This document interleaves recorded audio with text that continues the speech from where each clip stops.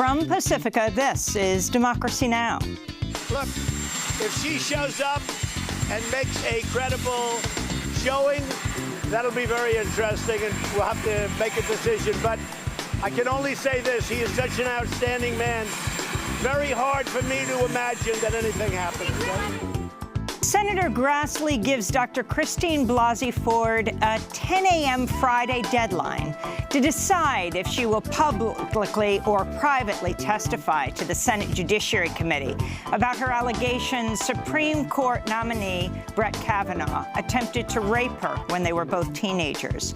We'll look at a Nation investigation headlined "The Anti-Catholic Playbook" that exposes how a secret network of right-wing activists shaped Kavanaugh's views. Then to South Carolina, where two women who were being transported by sheriff's deputies to a mental health facility drowned when the van they were riding in was overcome by floodwaters. The deputies in the vehicle survived. Family members want to know why they were transported through dangerous floodwaters and how exactly they died. Then we speak with journalist Shane Bauer, who went undercover as a prison guard at a private prison in Louisiana and found horrific conditions. There was widespread frustration, not just with inmates, but also with staff, on how the company was running the prison. And the things that I saw were long-standing. Shane Bauer's new book, American Prison, looks at the history of making profits from prisons, starting with convict labor in colonial settlements. All that and more coming up. Welcome to Democracy Now!, democracynow.org, The War and Peace Report. I'm Amy Goodman. Senate Judiciary Chair Chuck Grassley has set a Friday morning deadline of 10 a.m. Eastern Time for Christine Blasey Ford to respond to his invitation to speak to the committee about her allegation that Supreme Court Justice nominee Brett Kavanaugh attempted to rape her at a high school party when she was 15 years old. But Dr. Blasey Ford's lawyers have said an FBI investigation into her claims should be conducted before the committee holds a hearing. On Wednesday, President Trump openly doubted Dr. Blasey Ford's claim. Look, if she shows up and makes a credible showing, that'll be very interesting, and we'll have to make a decision. But I can only say this, he is such an outstanding man. Very hard for me to imagine that anything happens. This comes as Vanity Fair is reporting Trump's daughter Ivanka has told her father to, quote, cut bait and drop Kavanaugh over the attempted rape allegations. Meanwhile, one of Blasey Ford's high school classmates revealed on Facebook she remembers hearing about the alleged assault at the time. Christina Miranda King wrote, quote, this incident did happen. South Korean President Moon Jae-in says he plans to speak with President Trump soon about the desire of both South and North Korea to officially declare an end to the Korean War this year. The news comes as Moon wraps up a historic three-day summit with North Korean leader Kim Jong-un in North Korea. Earlier today, Moon spoke about his vision for a nuclear-free Korean peninsula. From Mount Paektu to Mount Halla, we promise to make our beautiful rivers and mountains a land of peace without nuclear weapons and nuclear threats, and to pass it on to the future generations. Animal rights activists have released shocking video footage from factory farms in North Carolina that were flooded during Hurricane Florence. Activists from the group Direct Action Everywhere say they found barns with thousands of drowned chickens and dumpsters filled with dead piglets. As you can see, there are thousands of baby piglets in these dumpsters outside of these pig facilities, dumped like garbage into giant metal dumpsters. Communities across Puerto Rico are holding memorials across the island today to mark the first anniversary of Hurricane Maria, the devastating storm that killed thousands and caused the longest blackout in U.S. history. Puerto Rico's governor recently updated the death toll from the storm to 2,975 after multiple news outlets and universities demonstrated thousands of people died during the days and weeks after Hurricane Maria. A Harvard study estimates the death toll might be as high high as 4,645. But last week, President Trump claimed the death numbers were inflated by Democrats to make him look bad. He said the government's response to the storm was an incredible, unsung success. In Puerto Rico, local residents criticized Trump's comments. Sharon Nunez-Cortez is a resident of Barceloneta. Well, how can Trump give an opinion if he hasn't come to see the misfortune that is a reality? Because he came and was interviewed in an area where there wasn't a disaster. They should have taken him to where there was a disaster, where helicopters had to rescue people who couldn't leave their homes because there was nowhere to go. There were floods that even swept away bridges. But he is giving his opinion from the comfort of his chair without knowing what really happened. Sin conocimiento de causa. In news from Washington, President Trump is continuing to openly attack Attorney General Jeff Sessions. In an interview with The Hill, Trump said, quote, "I don't have an attorney general. It's very sad." During the interview, Trump criticized Sessions for his recusal from the Russian probe, his performance during his confirmation hearing, and his handling of his duties as attorney general. In news from Capitol Hill, the Senate has voted 93-7 to approve a $674 billion military budget bill. Every Democratic senator supported the bill. 6 Republicans and independent Senator Bernie Sanders opposed it. The FBI and Department of Justice are reportedly planning to defy President Trump and redact documents that Trump ordered to be fully declassified earlier this week. On Monday, Trump gave the unusual directive to release unredacted materials related to the Russia probe, including the FISA surveillance warrant application for Trump campaign advisor Carter Page and text messages of former FBI and Department of Justice officials. The proposed redactions are expected to be submitted to the Director of National Intelligence before being handed over to the White House. In news from the Middle East, the Israeli military shot and killed a 15-year-old boy in southern Gaza today during a protest near the fence with Israel. Palestinians in the Gaza Strip have been protesting since March 30th under the banner of the Great March of Return. According to health officials in Gaza, Israeli forces have killed at least 173 Palestinians and wounded over 18,000 people since the beginning of the protests.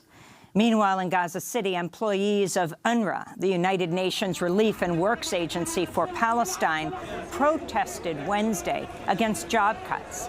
UNRWA is reducing jobs following the Trump administration's cut to all funding of the agency. This is Amal Al-Bash, deputy chair of the Union of Palestinian Employees at UNRWA in Gaza.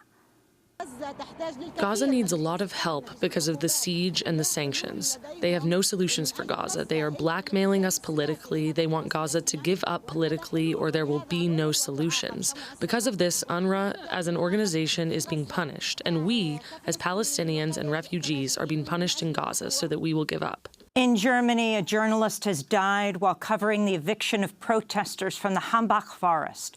For the past 6 years, activists have occupied the forest in an attempt to stop the planned expansion of a nearby open-pit coal mine. But over the past 2 weeks, German police have been clearing the protest encampment, evicting activists from their tree houses. The journalist died after falling from a bridge connecting 2 such houses. On Sunday, 9 environmental activists were injured as police tried to remove them from the tree houses.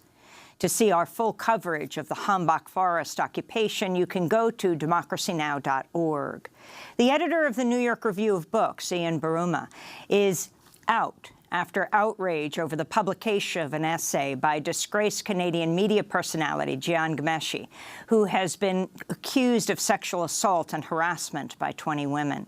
It's unclear if Buruma was fired or resigned. The essay in question is part of an upcoming issue that features several men who were accused of sexual assault or other forms of sexual misconduct under the headline, "The Fall of Men." In a recent interview defending his decision, Buruma said, quote, "I made a themed issue about Me Too perpetrators who were not convicted by the judiciary but by social media," he said, "and now I am on the pillory myself," unquote. Responding to the news, writer Roxane Gay tweeted, "What would possess an esteemed publication like the New York Review of Books to publish that Jian Ghomeshi piece? I wonder which publication will give a victim of sexual harassment or violence 7,000 words to discuss her or his experience." In other Me Too news, the Dallas Mavericks and the basketball team's billionaire owner, Mark Cuban, were sanctioned by the NBA after an independent investigation substantiated a number of allegations against the men within the organization. The findings include improper conduct in the workplace and domestic violence. Former team president and chief executive, Turdima Ussery, was determined to have sexually harassed and touched multiple female employees. Mark Cuban publicly apologized and said he will pay $10 million to women's organizations as part of an agreement with the NBA. The Robert F. Kennedy Human Rights Group has announced plans to bail out more than 500 women and teenagers from Rikers Island in New York in an attempt to show how the current bail system criminalizes poverty.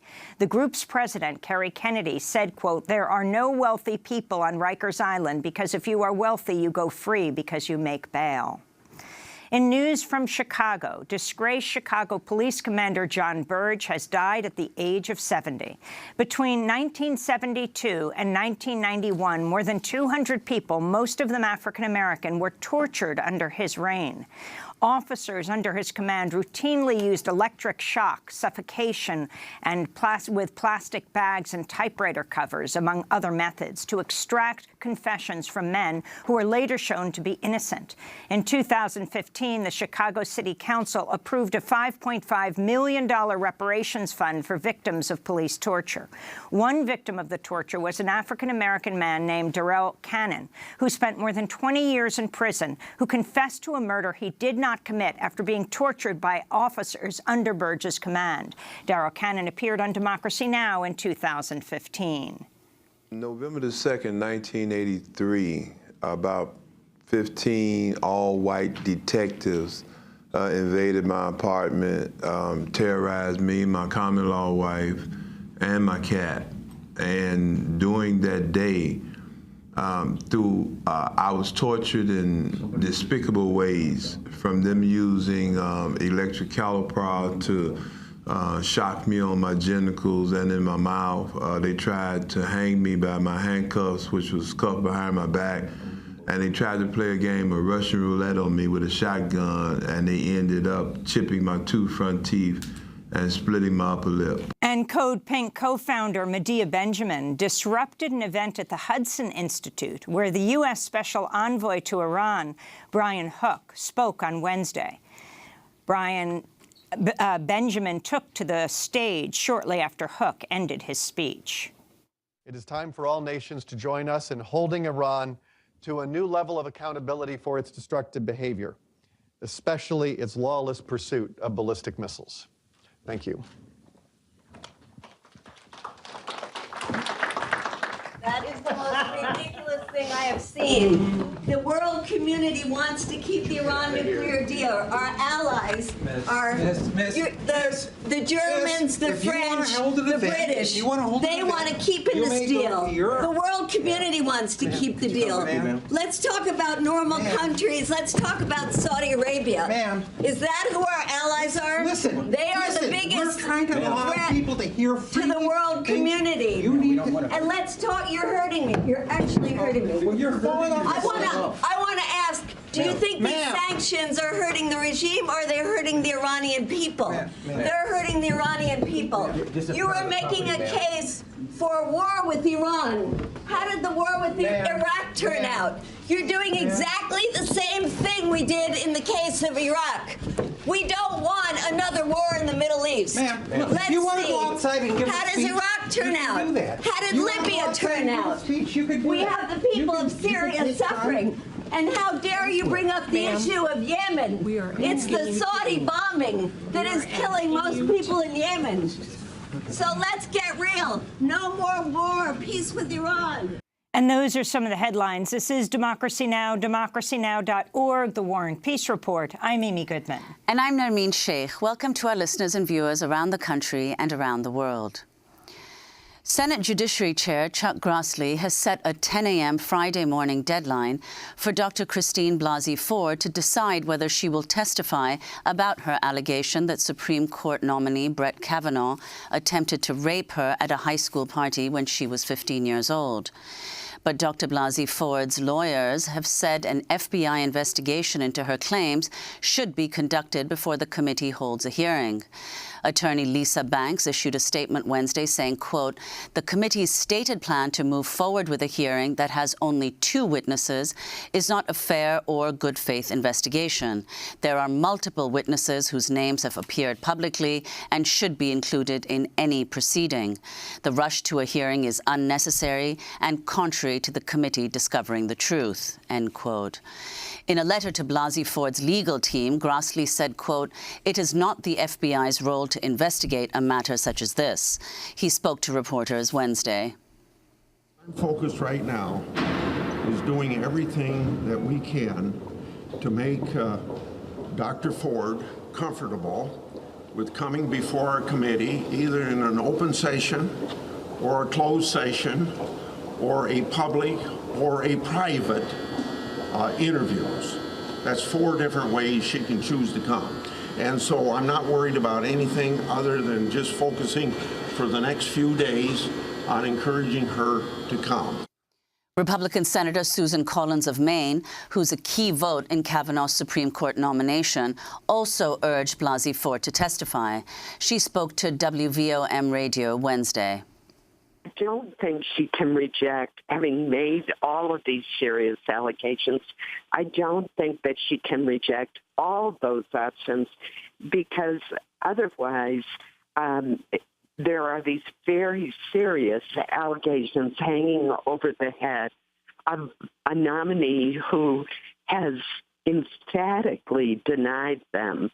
And that's just not a good way for us to end. So I think she needs to come forward, and I think we need to provide her with any protection that she may ask for herself and her family.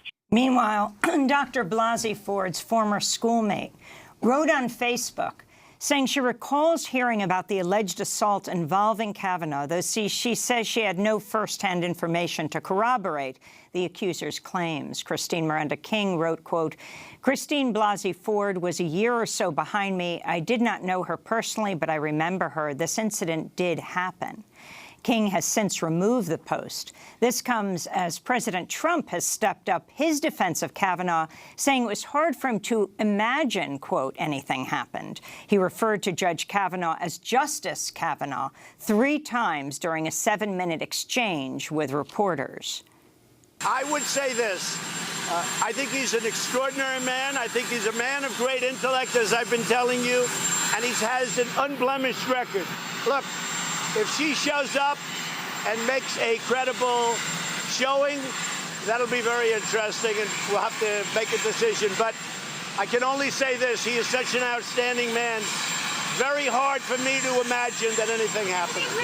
The word justice is only used for a Supreme Court judge. Well, for more, we're joined in Washington, D.C. by Sarah Posner, reporting fellow at the Investigative Fund at the Nation Institute. She has a new investigation about Kavanaugh headlined The Anti-Catholic Playbook, and her article for The Washington Post is headlined, "To Trump, Kavanaugh's testimony about religious liberty made him worth the pick." She's also author of the book God's Prophets, Faith, Fraud, and the Republican Crusade for Values Voters. Sarah, welcome back to Democracy Now! First, just respond to the latest. The deadline that Dr. Blasey Ford has been given, 10 o'clock Eastern Time, Friday morning, to testify either publicly or privately to the Senate Judiciary Committee. Your thoughts on what has taken place now, the refusal of the Senate Judiciary Chair, Grassley, to allow anyone else to speak, or what Blasey Ford is calling for, an investigation by the FBI that even Anita Hill got, an investigation so that this is not just a he said, she said affair. Right. And let's remember that the investigation that Dr. Blasey Ford has asked the FBI to conduct is not an investigation into whether a crime was committed. You know, this would be a crime under state law, not federal law, and the statute of limitations has passed. So I think that the Republicans are trying to make it seem that she's asking the FBI to open a criminal investigation into Kavanaugh. Instead, she is asking the FBI to make this investigation part of the background check that every nominee for a federal court or for a federal political appointment has to undergo. And we know from the experience with Trump's now disgraced staff secretary, Rob Porter, that the White House doesn't take that background checking by the FBI very seriously. So they're basically saying, no, we don't want to make this part of the background check for Judge Kavanaugh. We just want to go ahead with his nomination without having the FBI fully investigate everything that might be part of his background.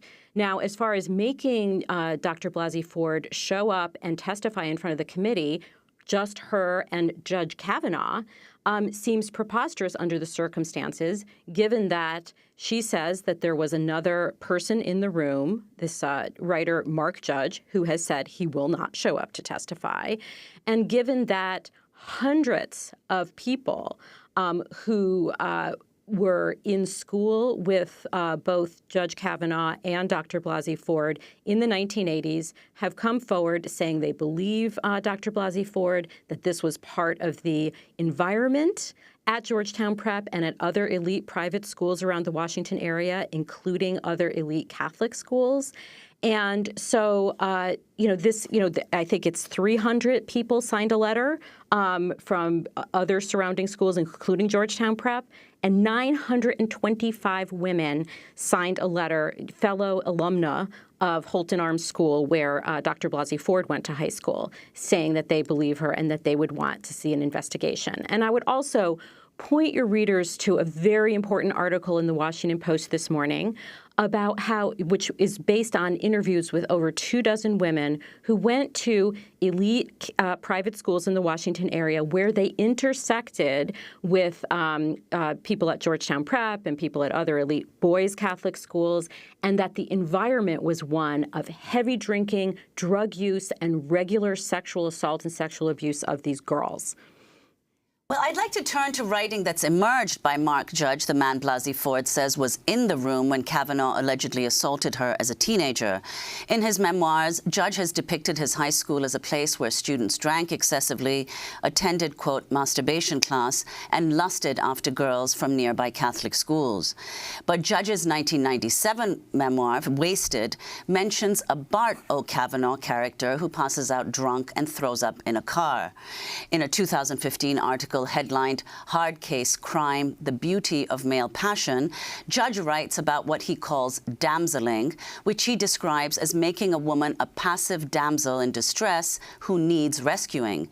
He goes on to write, quote, of course a man must be able to read a woman's signals, and it's a good thing that feminism is teaching young men that no means no and yes means yes.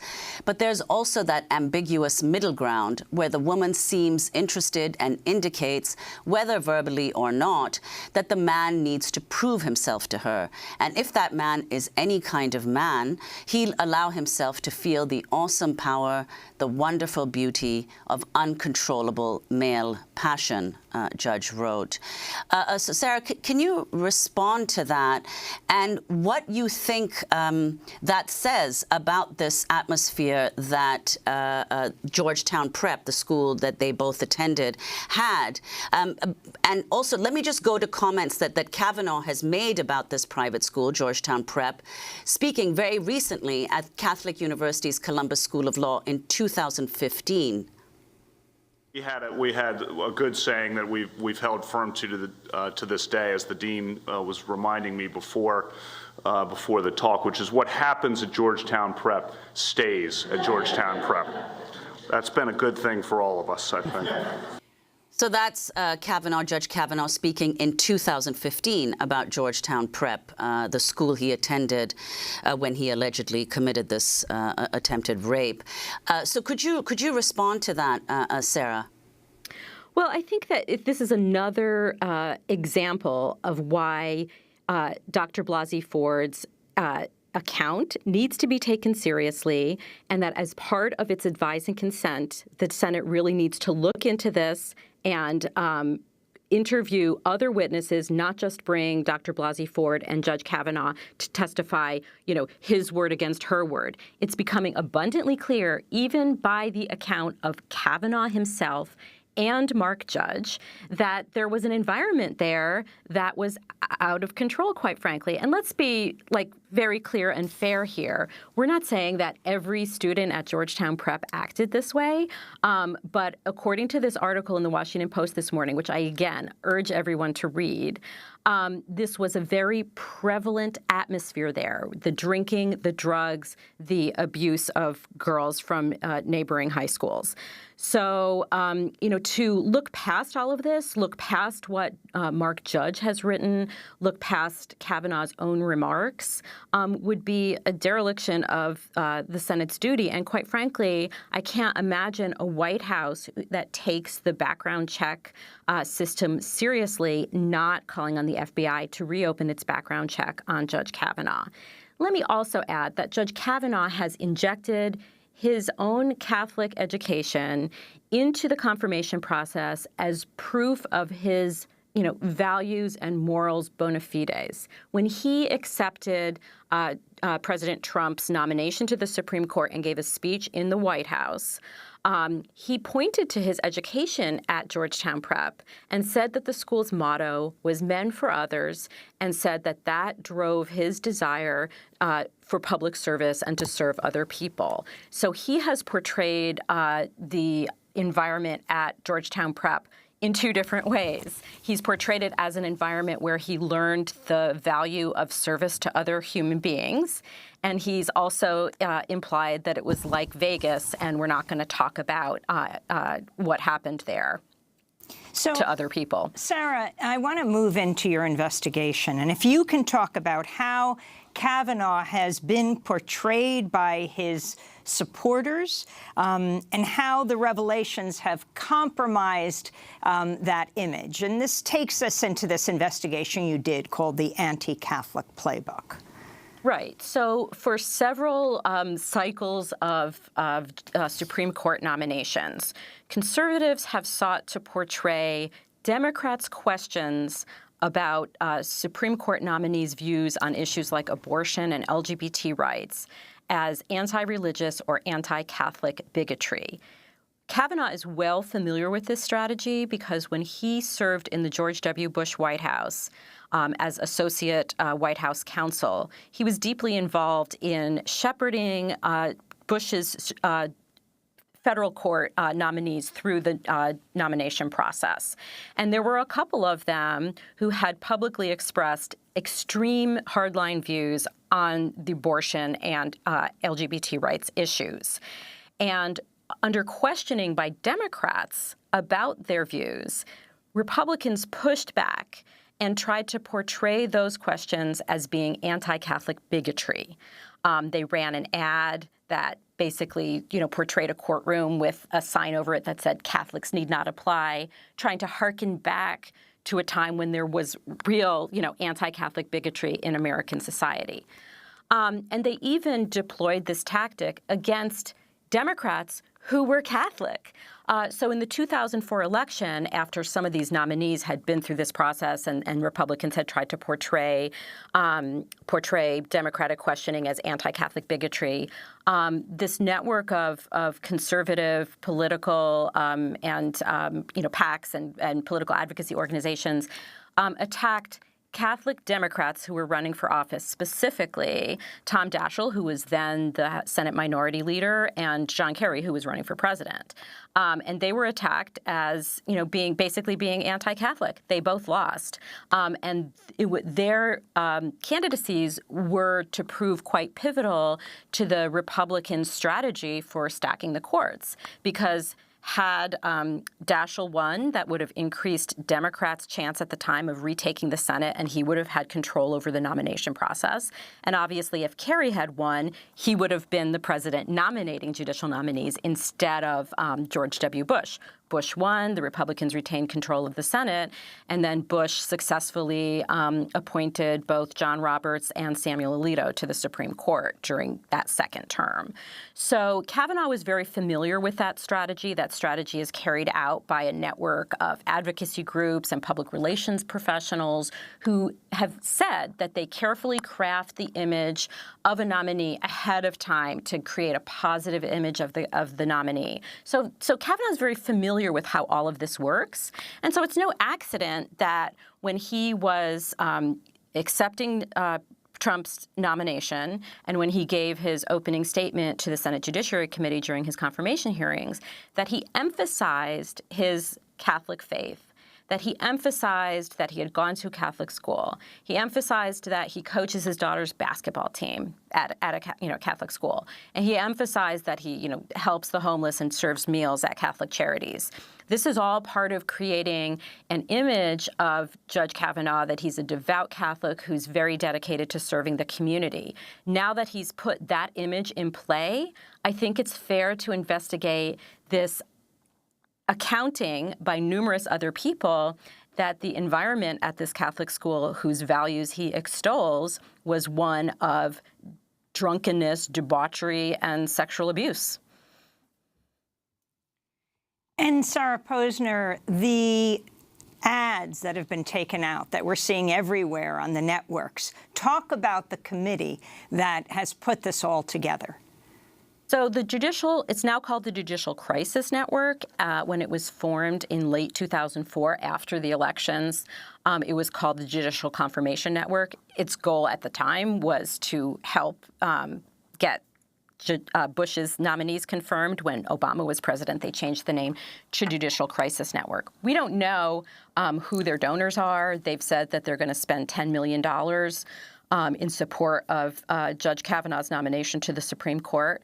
But they've also been involved in this idea that Democrats' questions about nominees' views on these hot-button culture war issues are evidence of anti-Catholic bigotry. For example, just last year, when Trump nominated Amy Coney Barrett to the Seventh Circuit, when Senator Feinstein questioned her about whether she would be able to separate her devout Catholic faith from the law when making decisions on cases like Roe versus Wade, Feinstein was immediately attacked, and Judicial Crisis Network ran ads depicting this as anti-Catholic bigotry. So they've been in the mix for quite some time in helping to portray these kinds of questions as somehow being anti-Catholic.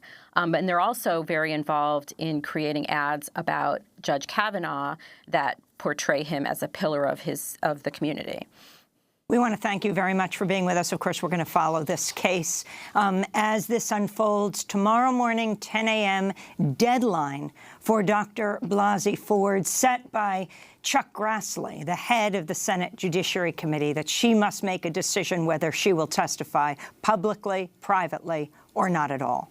Sarah Posner, we want to thank you for being with us, reporting fellow at the Investigative Fund at the Nation Institute. We're going to link to your piece, The Anti-Catholic Playbook, as well as your piece in the Washington Post to Trump. Kavanaugh's testimony about religious liberty made him worth the pick. Your book, God's Prophets, Faith, Fraud, and the Republican Crusade for Values Voters. This is Democracy Now!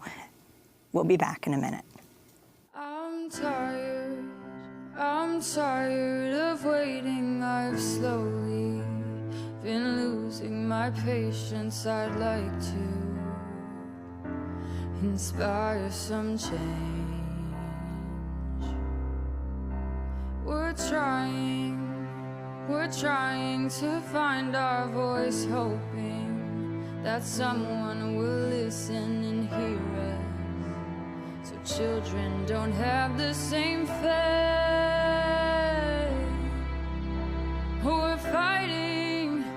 We're fighting for something worth justice. We're fighting for a plague upon us, a plague that affects everyone I know. Me too, me too. I would like to change this too. I would like to feel as though Me Too by Julia Freifield here on Democracy Now!, democracynow.org, The War and Peace Report. I'm Amy Goodman with Nermeen Sheikh. We go now to South Carolina, where two women who were being transported by sheriff's deputies to a mental health facility drowned Tuesday when the van they were riding in was overcome by floodwaters. The two sheriff's deputies in the vehicle survived. 45-year-old Wendy Newton and 43-year-old Nicolette Green are two of at least 37 people killed by Hurricane Florence since the storm made landfall. Both women had gone to hospitals Tuesday morning when they were involuntarily committed and detained. Less than 24 hours later, they were dead. News reports originally called the women detainees and said they had been shackled to the back of the van when they drowned in the rising waters in Marion County, South Carolina, near the Little PD River. Authorities are now saying they were mental health patients and the women were not handcuffed. Family members are demanding to know why the two women were transported through dangerous floodwaters and how exactly they died. Wendy Newton's daughter Allison told the New York Times, why the hell would they leave a safe, dry area to go to God knows what? Something feels wrong about this. This is Horry County Sheriff Philip Thompson speaking Wednesday night. He was asked by a reporter if the deputies driving the transport van had driven around barriers on the flooded road, ignoring the warnings. We had 3 different people doing investigations. Obviously, it appears that they did. My question is, I want to know why. What were the circumstances and what happened at that particular time? Well, for more, we go to Columbia, South Carolina, where we're joined by Meg Kennard, a reporter with Associated Press who's been following the story closely. Her latest article headlined, 2 women drown as van swept into floodwaters. Welcome to Democracy Now! It's great to have you with us, Meg. Please explain what you understand at this point took place. Good morning. Yes, we understand that these women were being transported by Horry County Sheriff's deputies through the PD area of South Carolina, where there is a lot of flooding happening right now, and it's going to continue for several days. They were being sent to medical facilities in a different area. They went through an area of Marion County that is, as you noted, next to the Little PD River, one of the bodies of water that has been quickly rising as the water continues to flood into this state from North Carolina. Their van was swept away in rushing, rising water. The deputies were able to get out. Sheriff Thompson says they tried to get the women out, but for some reason weren't able to get into the back of the van. They called for help, and as you noted, their bodies were pulled out of the water yesterday. And Meg, can you talk about the time that lapsed between the incident and the recovery of their bodies, and why you think it took so long? The first radio call for this came in around 6 p.m. on Tuesday night.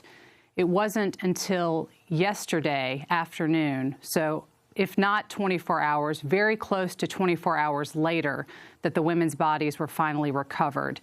When the rescue crews got to them in the first place on Tuesday evening, it was beginning to get dark. The conditions were very dangerous. The sheriff and the coroner and other officials on the scene have talked about how quickly, just in between the call coming in and the rescue crews getting there, how much the water had already gone up. So a determination was made not to continue those efforts and to resume them at daybreak. The sheriff noted yesterday that he's not exactly sure why the deputies couldn't get the door open. Maybe it was a water pressure issue. Maybe it was because of the positioning of the van underneath the water. But a specialized crew was flown in from Charleston to help with the recovery effort, and state police tell us that it was successful at some point very late yesterday afternoon. So, Meg, talk about this issue of whether or not they were shackled. One of the daughters saying when the police came to take her mother that they had handcuffs. This is Tom Berry with the South Carolina Law Enforcement Division speaking about the deaths. The 2 individuals were recovered from the van, and we have heard that there were stories going around that they may have been encased in shackles or handcuffs. That was not true. They were not shackled. They were not handcuffed. Unfortunately, they are deceased, but at least now we can tell their families that their bodies have been recovered and will be returned to their loved ones. Now we get into the difficult part, which is the investigation of the event itself. We have a lot of evidence to go through. We have a lot of information to look at. We have a lot of people to talk to, and that's going to take time. So that's Tom Berry with the South Carolina Law Enforcement Division. A local TV station did report that they were shackled. So, Meg, can you talk about what you understand at this point and if you believe what the authorities are saying? We did see those very early reports about this incident that started circulating right after it happened, that first off, these women were referred to initially in reports as inmates, and secondly, that they were shackled or somehow else restrained in the back of that van. Obviously, we have learned now that they were patients, not inmates. And the sheriff told us yesterday that it's his understanding that when patients are transported by deputies around the state, they will sometimes be restrained, but in situations where the patient is becoming manic or is believed to be a harm to himself or to others. Sheriff Thompson said yesterday he did not believe that that was the case with these individuals, but remember, he was speaking to us about this before their bodies were recovered. Tom Berry made those statements after the recovery occurred and noted that there were no handcuffs or shackles. And Meg, what do we know about what has happened to the two sheriff's deputies who were responsible? The deputies have been placed on administrative leave. That is typical in South Carolina when the State Law Enforcement Division is conducting an investigation into something involving a law enforcement agency here in the state. So they are still considered employed. They are still deputies with the Horry County Sheriff's Office. There is also an internal investigation occurring in their own department, as well as the State Law Enforcement Division, and the Highway Patrol is also looking into the incident. So until that internal investigation is completed, they will remain on administrative leave, and then the outcomes of the other investigations will perhaps determine their ultimate fate. I mean, obviously, the horror of all this, these women being taken through, it was clear that this area was in danger of being flooded.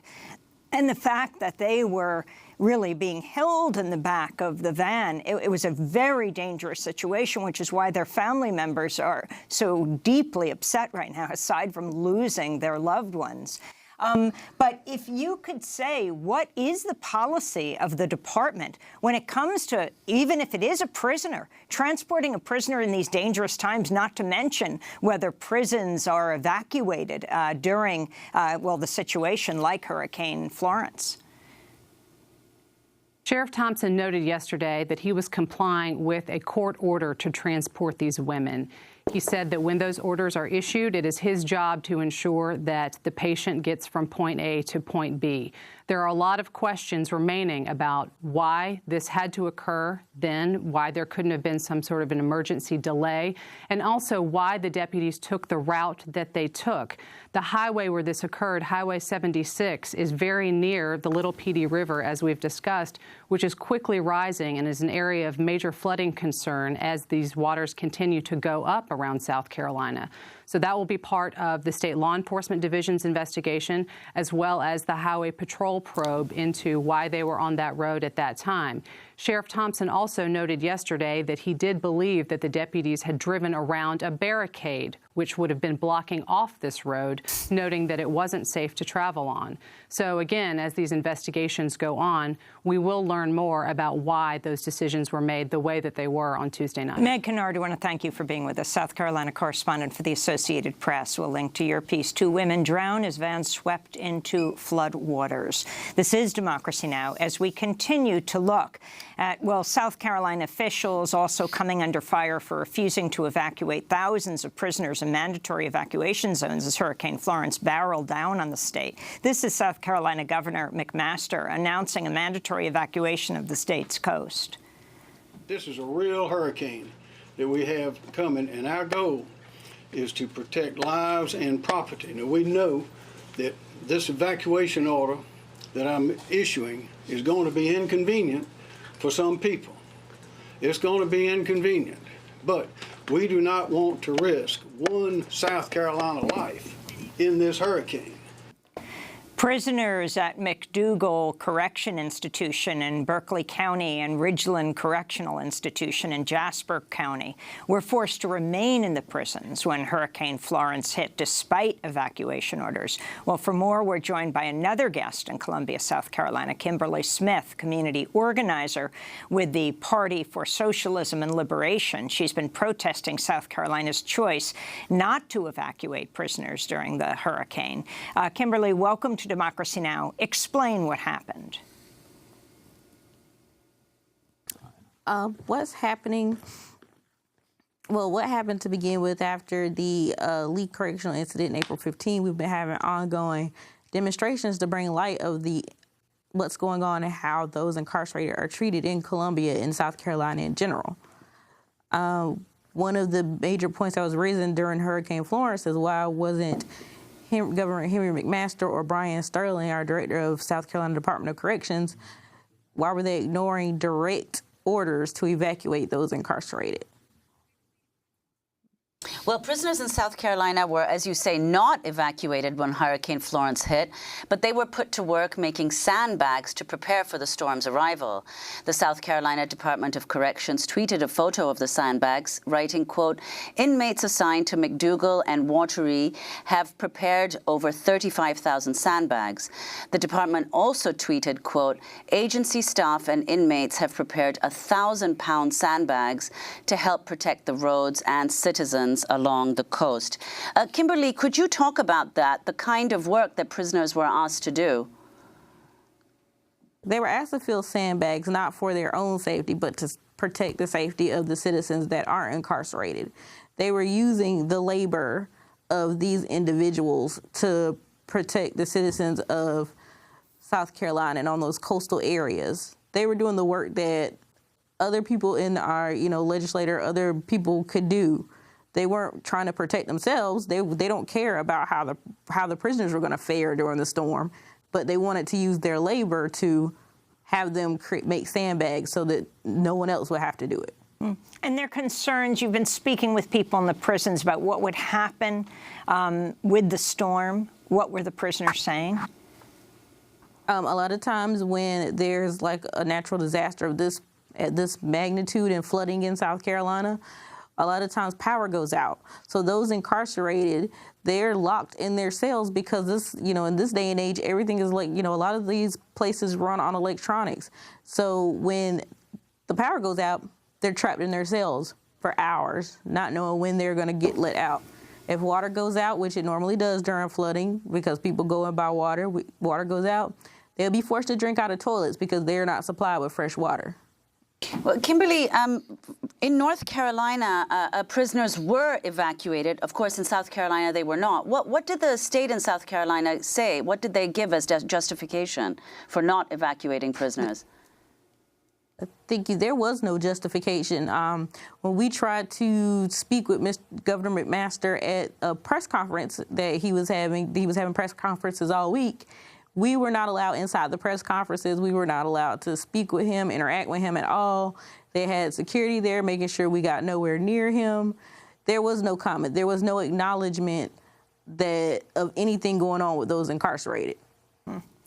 Well, Kimberly Smith, we want to thank you for being with us, community organizer with the Party for Socialism Liberation, protesting South Carolina's choice not to evacuate prisoners during Hurricane Florence. And let me ask you quickly, in the last 10 seconds we have, is the danger over? I mean, while the storm leaves, you've got this tremendous threat of flooding. No, we're still getting Little PD and all those coastal areas are still getting the flooding from North Carolina, so that we're not out of the woods yet. These people are still trapped in cells with power outages. They don't have access to fresh water. We're not out of the woods yet. We won't know until we can actually get down there and see what's going on and when I have more contact with those incarcerated. Kimberly Smith, thanks so much for being with us. Again, community organizer with the Party for Socialism and Liberation. This is Democracy Now! When we come back, we're going to talk about American prisons with Shane Bauer, a man who knows. Stay with us.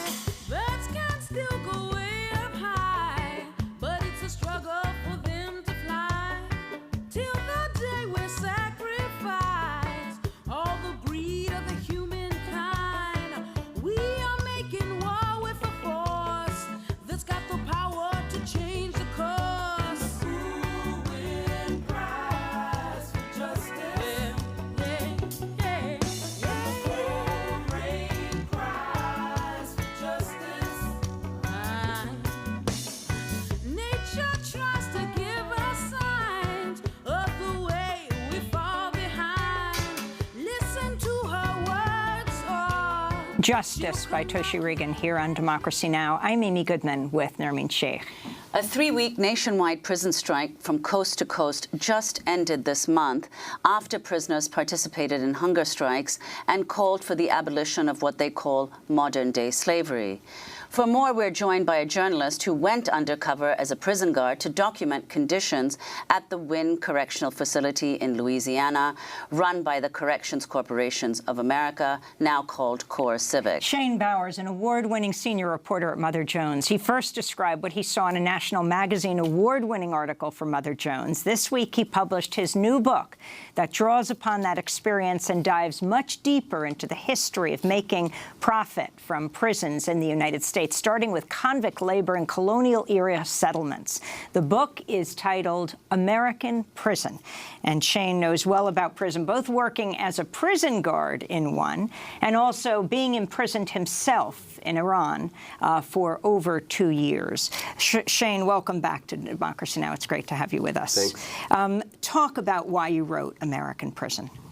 Well, I had gone undercover in a private prison. I wanted to get a really close look at what life is like inside of these corporate-run prisons. And after that, I realized that to really understand the role of profit in the American prison system, we had to go really back. And I learned that throughout American history, prisons have been run at a profit. Our earliest prisons in the 19th century were for-profit prisons where labor was being contracted out to private companies. After slavery, the entire Southern system was privatized. Prisoners were essentially fulfilling the role of that slaves had filled, working in cotton fields, in coal mines for companies like the U.S. Steel Company, the world's first billion-dollar company. And explain these. People may not be familiar with this, not to mention plantation prisons.